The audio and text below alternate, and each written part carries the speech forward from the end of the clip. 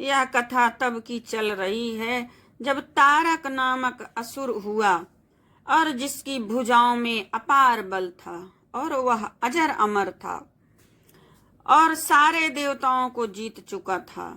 तब ब्रह्मा जी ने सबको समझाकर कहा, सभी देवताओं सुनो, शिव जी के वीर से जो पुत्र उत्पन्न होगा वही इसको जीत सकेगा। मेरी बात सुनो, ईश्वर सहायता करेंगे। सती जी दक्ष के यज्ञ में देह का त्याग किया, अब हिमालय के घर में पार्वती का जन्म लिया है। उन्होंने शिव जी को पति बनाने के लिए घोर तपस्या किया है। शिव जी सब छोड़ छाड़ कर समाधि लगा बैठे हैं। यद्यपि है तो बड़े असमंजस की बात, तथापि मेरी एक बात सुनो। पठवहु काम जाय शिव पाही, करई क्षोभु शंकर मन माही। तब हम जाई शिवहि सिर नाई, करवाउब विवाहुक बरियाई। एहि विधि भले ही देवहित होई, मत अति नीक कहई सब कोई। अस्तुति सुरन कीन्ह अति हेतु, प्रगट्यो विषम बान जस केतु। तुम जाकर कामदेव को शिव जी के पास भेजो, वह शिव जी के मन में क्षोभ उत्पन्न करें, उनकी समाधि भंग करें। तब हम जाकर शिव जी के चरणों में सिर रख देंगे और जबरदस्ती उन्हें राजी करके विवाह करा देंगे। इस प्रकार से भले ही देवताओं का हित हो, पर कोई और उपाय नहीं है। सबने कहा यह सम्मति बहुत अच्छी है। फिर देवताओं ने बड़े प्रेम से स्तुति की। तब विषम 5 बाण धारण करने वाला और मछली के चिन्ह युक्त ध्वजा वाला कामदेव प्रकट हुआ। मंगल भवन मंगल हारी, द्रवहु सुदशरथ अजर बिहारी। सुरन कही निज विपति, तब सुनि मन कीन विचार। शंभु विरोध न कुशल मोहि, बिहसि कहियो असमार। मंगल भवन मंगल हारी, द्रवहु सुदशरथ अजर बिहारी। तदपि करब मैं काज तुम्हारा, श्रुति कह परम धर्म उपकारा। परहित लागी तजई जो देही, संतत संत प्रशंसहि तेहि। अस कही चले सबहि सिरुनाई, सुमन धनुष कर सहित सहाई। चलत मारे अस हृदय विचारा, शिव विरोध ध्रुव मरनु हमारा। तब आपन प्रभाव विस्तारा, निज बस कीन सकल संसारा। कोप्यउ जबहि बारी चर के तू, छन महु मिटे सकल श्रुति से तू। देवताओं ने कामदेव से अपनी सारी विपत्ति कही। सुनकर कामदेव के मन में विचार आया और हंसकर देवताओं से कहा कि शिव जी के साथ विरोध करने से मेरी कुशल नहीं है, तथापि मैं तुम्हारा काम तो करूंगा, क्योंकि वेद दूसरे के उपकार को परम धर्म कहते हैं। जो दूसरों के हित के लिए अपना शरीर त्याग देता है, सदा उसकी बड़ाई होती है। यों कहकर सबको सर नवा कर कामदेव अपने पुष्प के धनुष को हाथ में लेकर बसंत आदि सहायकों को लेकर चले। चलते समय कामदेव ने हृदय में ऐसा विचार किया, शिव जी के साथ विरोध करने से मेरा मरण निश्चित है। तब उसने अपना प्रभाव फैलाया और समस्त संसार को अपने बस में कर लिया। जिस समय उस मछली के चिन्ह की ध्वजा वाले कामदेव ने कोप किया, उस समय क्षण भर में ही वेदों की सारी मर्यादा मिट गई।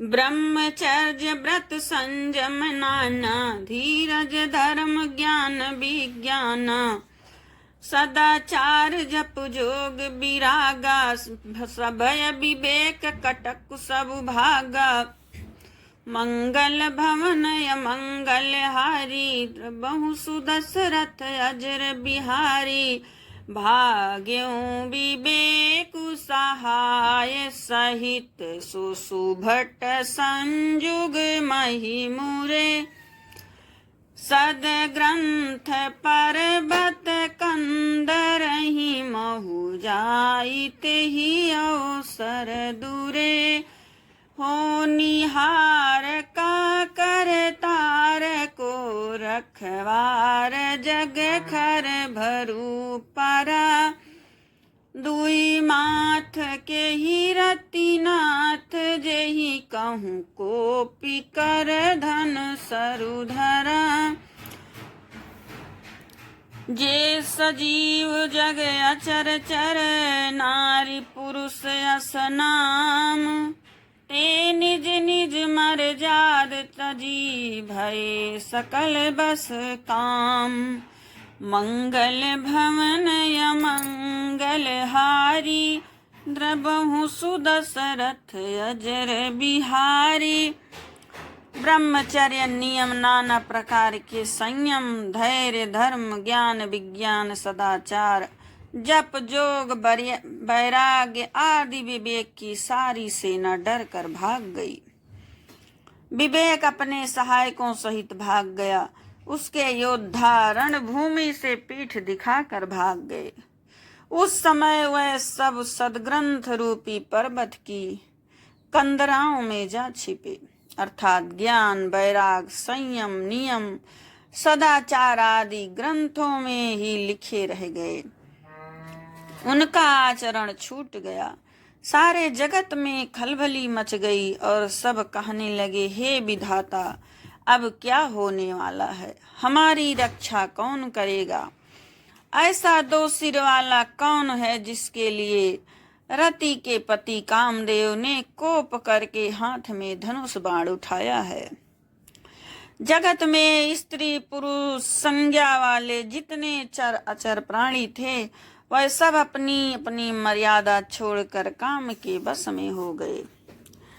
सबके हृदय मदन अभिलाषा, लता निहारी नवहि तरु शाखा, नंदी उमगी अम्बुधि कहूँ धाई, संगम करहि तलाव तलाई, जहाँ यसी दशा जड़न कै बरनी, को कही सकई सचेतन करनी, पशु पक्षी नभ जल थल चारी, भय काम बस समय विसारी।